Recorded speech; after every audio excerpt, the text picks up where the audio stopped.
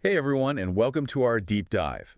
Today we are going to tackle cryptocurrency, specifically how it can be a useful tool for your business. Mm. I hear a lot from other business owners who are, well, frankly, kind of confused. Is this whole crypto thing, is it a fad? Is it too complicated to even bother with? Well, and I get that. It can seem like a lot. But one thing I think is important to remember is this isn't just about investing and hoping to get rich quick. Yeah, It's really about a fundamental change in how we think about money and transactions, yeah. think about all the headaches you have to deal with when you're working with traditional banks. Tell me about it. The fees, the delays, the especially with international payments. It's a mess. And cryptocurrency really offers an alternative system that could streamline a lot of this stuff. So, okay, let's break it down then. Let's start with a basic question. What is blockchain and what does it mean for me as a business owner? Okay, so imagine a big digital ledger, a shared spreadsheet that everybody has access to. That's basically what the blockchain is. It's just recording every single transaction. And because it's decentralized, meaning no one entity controls it, it's incredibly secure and transparent. So instead of relying on my bank to process a payment, it's like everybody's kind of verifying it together. Yeah, exactly. And that process of verification involves really complex math problems that are solved by computers called miners. It's called proof of work, and that's how we ensure the integrity and the security of the blockchain. Gotcha. So for my business, this could mean what? Like I can send payments overseas, say I'm working with a supplier or something, without those crazy bank fees, and I don't have to wait days for it to clear. Yeah, potentially, yeah. And it's not even just about payments. Imagine managing your entire supply chain on a blockchain. Every single step of the process is recorded. It's verifiable. Yeah. Think about how that could reduce fraud, increase efficiency. It's just one way that businesses are using blockchain beyond just the simple payment piece. Okay, whoa. Hold on, this is getting good. If you're finding this valuable so far, just a reminder to hit that like button and share this with other entrepreneurs, who might be, curious about this whole crypto thing. I do want to address one of the biggest things that I hear from people who are hesitant to jump in, which is cryptocurrency super risky. Mm-hmm. I mean, we hear all the stories about Bitcoin crashing. Right, yeah, volatility, absolutely. That's something to consider. Cryptocurrency prices can fluctuate pretty dramatically, and that's a risk you got to understand before you even think about integrating crypto into how you do business. Mm-hmm. But there are ways to kind of mitigate that risk, too. So it's not just a matter of diving in head first, you're saying. Right. We need a plan. Yeah. So let's say I'm a business owner, I'm interested. What are my options? Well, you can think about it as kind of two paths, right? The first path is using cryptocurrency for payments. So that could be accepting, Bitcoin or other cryptocurrencies directly from your customers. Okay. The other path is holding and managing cryptocurrency as an asset for your business, similar to how you might invest. So accepting Bitcoin at my coffee shop versus buying Bitcoin as an investment for my business. Exactly, yeah. And each path has pros and cons. Accepting those crypto payments could open you up to a whole new customer base, maybe even help you reduce those transaction fees that we talked about. But you have to be prepared to manage the price swings and the volatility. Wow. Holding crypto as an asset, yeah, you could see big returns, but it requires more understanding of the market and obviously comes with higher risks. I can't help but think about that business owner. I think they were running a shop down in El Zonte.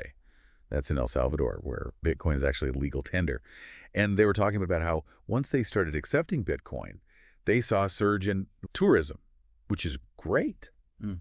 But then on the flip side, they had to get real smart, real fast about managing those price swings that we just talked about. Right. So it's real. It's happening now. And there are definitely opportunities, but there are challenges too. Absolutely. And that's why I think it's so important for people to really, think about what their risk tolerance is. What are their needs as a business before jumping into anything? There's no one-size-fits-all answer here. You really got to figure out what's best for you. Okay, so we can use crypto for payments or hold it as an investment. But those are two different things, right? There's a difference between investing in cryptocurrency and actually using it operationally, a business, right? Sure. 100%. Investing in crypto, that's speculative. You're hoping for that big win, but you could lose your investment.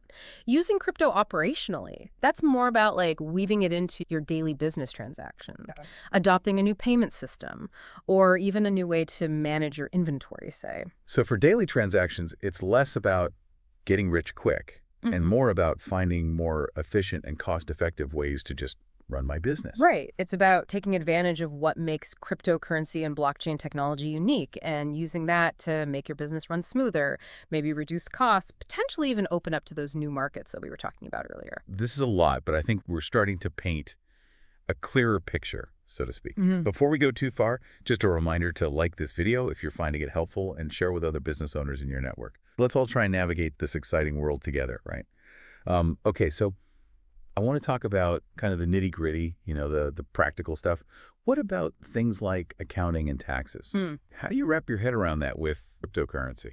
Yeah, that's a great question. And it's something that I see a lot of businesses struggling with because traditional accounting methods don't always translate well when you start talking about cryptocurrency. So what are the big things that we need to be thinking about here? Well, for starters, you have to think about things like barter transactions, right? Where you might exchange a good or a service for cryptocurrency. So how do you put a value on that in your accounting system?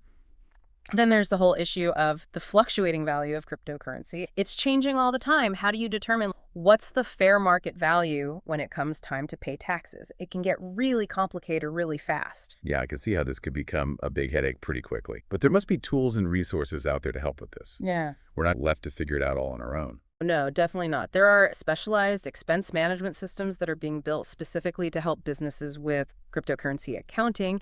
And these systems, they can track transactions, calculate taxes, make sure that you're in compliance with all the rules, even with all of the unique challenges that crypto brings to the table. Okay, so it sounds like there are solutions out there, but it's still kind of the Wild West. Yeah, Mhm. it's important to stay informed about best practices and what's changing. Absolutely, yeah. It's constantly evolving, so staying up to date is key. Okay, so we've talked about the basics of blockchain, the two paths to integration. We even touched on accounting. Where do we go from here? Well, how about we look ahead a little bit? Like, imagine a future where businesses operate entirely within these decentralized networks, and they're using cryptocurrency for everything. Well, okay, that's a big jump. But, I mean, I guess if we can imagine it, it's not impossible, Yeah. right? Yeah, and we are already seeing steps towards that. Yeah. Central bank digital currencies, CBDCs, they're being explored by governments around the world. It's essentially like a digital version of your dollar or Right. your euro that's issued and regulated by a central bank. So this is like the digital dollar, the digital euro everyone's been talking about, right? Yeah, exactly. And the development of CBDCs could lead to wider adoption of just digital transactions in general and further integrate cryptocurrency into the mainstream financial system. My mind is a little blown. Think about it, though. We're not just talking about, payments anymore. Hmm. Blockchain could change how we manage our entire supply chains, how we execute contracts. You've probably heard of smart contracts. We could even see things like tokenized real estate, where Right. like you own a piece of property, but that ownership is represented on the blockchain. Right. It really is a transformative technology. Before we get, too far down the rabbit hole, let's just pause here for a second. What are your thoughts so far? Are you excited? Overwhelmed? It's probably a little bit of both. Mhm. Take a moment to process all of this, and then we'll jump into the next part of our deep dive. Yeah, it is a lot to take in for sure. But, even with all this potential, we can't ignore what's happening in the real world. We're seeing different countries approaching cryptocurrency in very different ways. It's true. It's almost like the world is running this giant experiment with crypto right now, just trying to figure out what works, what doesn't. Yeah, exactly. Some countries like El Salvador that we mentioned before, they've jumped all in. Bitcoin is legal tender there. Others are a little bit more hesitant. They're maybe dipping their toes in with things like those central bank digital currencies, the CBDCs that we talked about earlier. It makes you wonder who's going to come out ahead in the long run. All right. So what are we learning from all these global experiments? I mean, we're definitely seeing the benefits of crypto. Things like increased financial inclusion, faster cross-border transactions, even new opportunities for businesses in developing countries. But we're also seeing the challenges. There's a need for strong regulations to prevent fraud. The environmental impact of some cryptocurrencies is a big concern.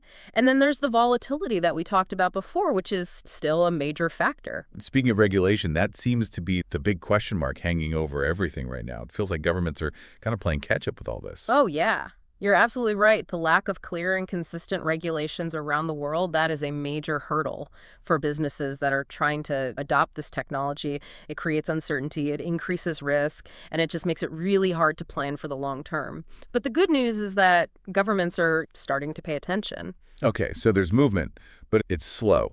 Yeah. We are seeing some progress, though. More efforts to actually develop real regulatory frameworks that find that balance between encouraging innovation and protecting consumers. Some countries are focusing on regulating the cryptocurrency exchanges. Others are trying to figure out how to tax cryptocurrency transactions. So it sounds like for the entrepreneurs listening, the big takeaway is you got to stay informed. Keep your ear to the ground because what's true today might not be true tomorrow. Exactly. And don't be afraid to actually get involved. Reach out to, your elected officials, participate in industry discussions, make your voice heard. Businesses have a role to play in shaping these regulations. Okay. So we got to keep our eyes on the regulatory landscape Yeah. because it is kind of a wild west out there right now. And speaking of wild, let's talk about risks. I know a lot of people are concerned about scams and, security breaches, all the things that can go wrong, hmm especially in a space like this where it's so new and it's moving so fast. Right. And, it is important to be aware of the risks. The decentralized nature of cryptocurrency, as we've talked about it, it's great, right? Right. But it also creates opportunities for bad actors. I mean, we've seen these high-profile hacks of cryptocurrency exchanges, scams that target, people who are just trying to learn about crypto, and of Yeah. course, people using crypto for illegal activities. So you got to be careful. It can be scary. So what can entrepreneurs do to protect themselves and their business? Well, security is number one. Choose reputable cryptocurrency exchanges. Use wallets that have strong security features. Make sure you enable two-factor authentication on all your accounts. And just be really, really wary of phishing attempts. Phishing, just to remind everyone, that's where you get those emails or those messages that look like they're coming from, a legitimate source, Yeah. but they're actually trying to trick you into giving up your passwords or your personal information. Exactly, yeah. Education is key too. Like, learn about the common scams, learn the red flags. If something sounds too good to be true, it probably is. It's like anything else online, right? You Yeah. got to be smart, you got to be cautious, and don't fall for the hype. Yeah. And, if you do encounter a problem, there are resources out there to help you. Report scams to the authorities, talk to a lawyer, get legal counsel if you need it. There are people who can help you navigate this stuff. Okay, so we've talked about the different ways to, actually integrate crypto into your business. We've Yeah. looked at the global landscape, the regulatory challenges, even the risks. Before we wrap things up, I want to circle back to something we mentioned earlier, which is stablecoins. They seem to be, getting a lot of buzz lately. Oh. Can you explain exactly what those are and why they're relevant for businesses? Sure. So stablecoins are a type of cryptocurrency that was, specifically designed to address the volatility issue that we've been talking about. They're pegged to a more stable asset like the US dollar or gold. Hmm. So the idea is that they maintain a more consistent value. And that makes them really appealing to businesses that, want to accept crypto payments, but maybe aren't comfortable with those big price swings. So if I'm like a small business owner, could accepting stablecoins be a good way to you know, dip my toes in the water and start experimenting with crypto? It could be, yeah. But it's important to remember that even stablecoins aren't completely risk-free. The way that they're pegged to that stable asset, those mechanisms can vary, and you need to understand how it works before you start using them in your business. Do your research, understand the risks, choose wisely. I feel like that's a theme that keeps coming up. It is. And, don't be afraid to ask for help. There are people out there, financial advisors, tax professionals, legal experts who really understand this stuff. They can help you make those informed decisions. Great advice. Okay, I want to shift gears a little bit and talk about something that's been on my mind. We've focused a lot on the potential benefits of crypto, the challenges. But what about the downsides? Are there ethical concerns that entrepreneurs should be thinking about? Yeah, that's a really important question. Like, any powerful technology, cryptocurrency can be used for good or for bad. We have to be mindful of how it can be misused, whether it's for money laundering, tax evasion, even funding illegal activities. So yeah, there are ethical concerns to consider. So it's not all sunshine and roses. No, definitely not. And, I think entrepreneurs have a responsibility to use this technology ethically and responsibly. That means being aware of the risks, implementing those strong security measures that we talked about, and, making sure you're following all the rules. It sounds like we need to approach this with a healthy dose of caution and really think about the ethical implications. I agree. And we have to have those open and honest conversations about the potential downsides as well as all the exciting potential that crypto has. It's still early days, and we're all learning as we go. This has been incredibly insightful. If you're finding this valuable, don't forget to hit that like button and share this with other entrepreneurs in your network. Let's help each other out here. Now, before we jump to the final part of our deep dive, I want to pause and ask you a question. What stood out to you so far? What surprised you? What's confused you? Or maybe what has made you think differently about cryptocurrency? Hmm. It really is a fascinating discussion, getting into how this technology actually works and how it can impact businesses. But I'm curious, zooming out a little bit, how is this all playing out on like a global scale? Yeah, it's like we're watching this global experiment unfold right in front of us. You've got different countries trying different things. Some are embracing crypto, some are more cautious. So what are we learning? Well, we are seeing like a full spectrum of responses. You've got countries like El Salvador, where Bitcoin is legal tender. They are really going all in on crypto as a way to boost their economy and increase financial inclusion. And then you've got like China, which has basically cracked down on crypto because they're worried about, control and financial stability. Yeah, so it's all over the map. What about those central bank digital currencies, the CBDCs? How do those fit into this global picture? Well, CBDCs are interesting. They're kind of a way for governments to hold on to some control over their monetary systems while still exploring the benefits of digital currencies. We're seeing a lot of experimentation with CBDCs, especially in countries that aren't quite ready to fully embrace the decentralized cryptocurrencies like Bitcoin. So it's like a way to test the waters without, jumping in headfirst. Yeah, exactly. And it'll be fascinating to see how these CBDCs actually evolve and what kind of impact they have on the global financial system. Will they coexist with Bitcoin and Ethereum? Will they eventually replace them? Nobody really knows. It sounds like the future of crypto is still a big question mark. Yeah, for sure. But that's part of what makes it so exciting. I mean, we are literally watching a shift happen in how we think about money and value. The technology's changing so fast, the regulations are always evolving. There's so much potential, but there's also a lot of uncertainty.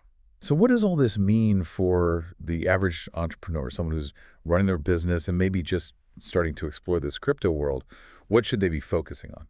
Well, I think the most important thing is to stay informed.